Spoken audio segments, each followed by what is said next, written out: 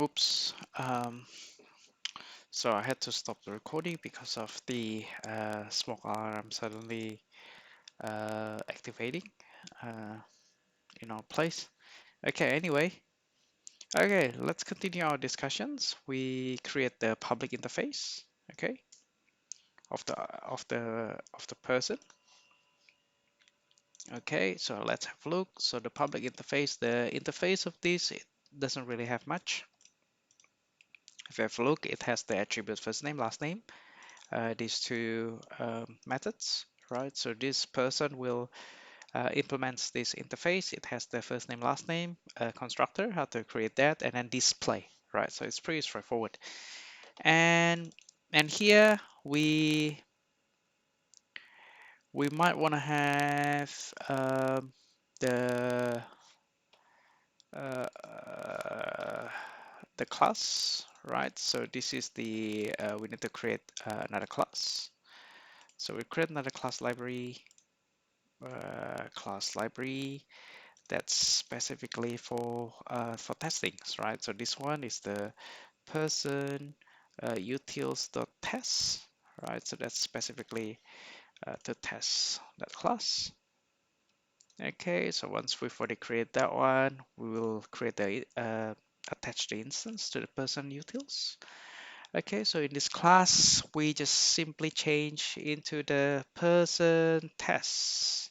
Okay, so the person test in here, right? So if you have a look, it is quite straightforward as well. Um, so you can have a look, right? So in this case, okay, we need to add the dependency as well for this class.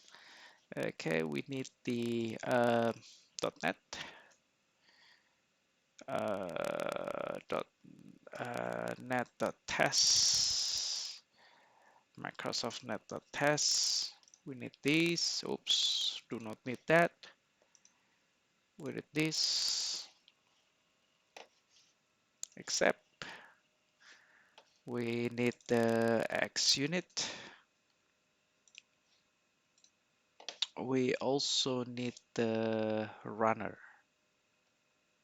X unit dot runner. Okay, so we need that. Theory attributes on and so forth. I guess it's because of the missing the using. So you can fix this one easily, right? So it fixes all of them.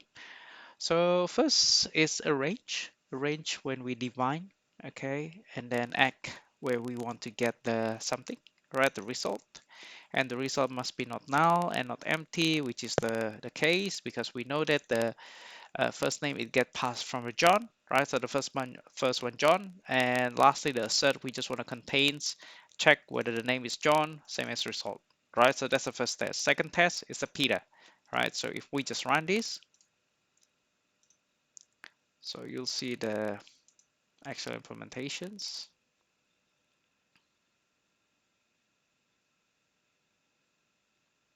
Okay, so that's the one. That's the expected result.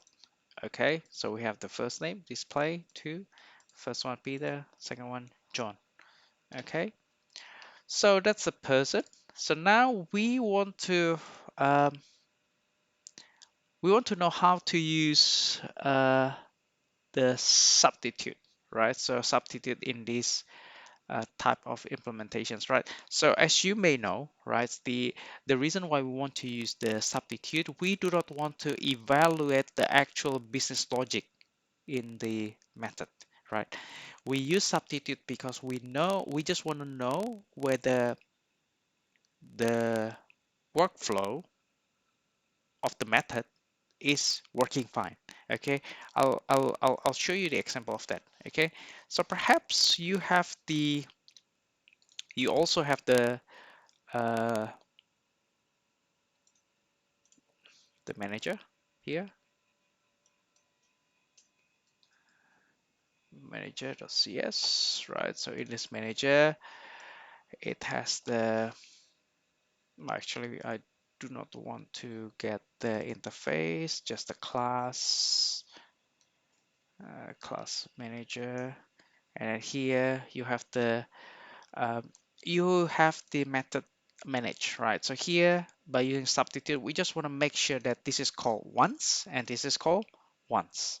Okay, and that's the intention. Okay, so if we want to test this in manager tests, okay, and again, our intention, we do not want to actually evaluate that um, that method, but um, we want to check the actual method, whether it's calling the right method inside that one or not. Okay, I'll give it. I'll show you. Okay, so this is what happens. Okay, so we have of course we have the substitute, but I haven't installed that. I believe I haven't installed um, the substitute yet in here, so I have to install in this and substitute.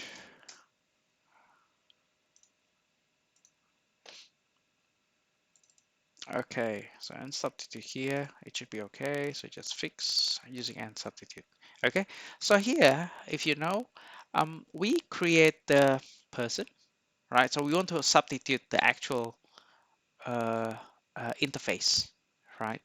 So we call this, right? We call the create the manager, create the concrete implementation of manager, right? The manager dot manage, right? So that's the method, right? We are going to pass the person, right? So if you have a look inside this, the manage, it will receive the person object, but actually this is not uh, the object, the instance that we pass. It is the substitute instance, right?